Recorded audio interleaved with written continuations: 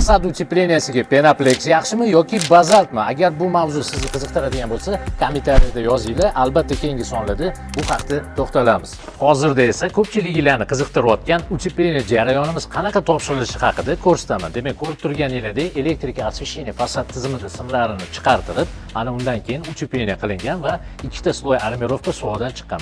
Mana shu holatda biz finishga, ya'ni chernovoy etapni topshiramiz. Bitgan holida ko'rdinglar, ana o'sha suvning ichida nimalar borligini qisqacha ko'rsataman. Demak, bazalt yopishtiriladi klayga, undan keyin dyubil qoqiladi, keyin armirovkaga sloy tayyorlaymiz. Ya'ni fasadni setkamizni birinchi klevoy sostav surib turib, armirovka setkani bo'ktirib, undan keyin yana bitta sloy beramiz.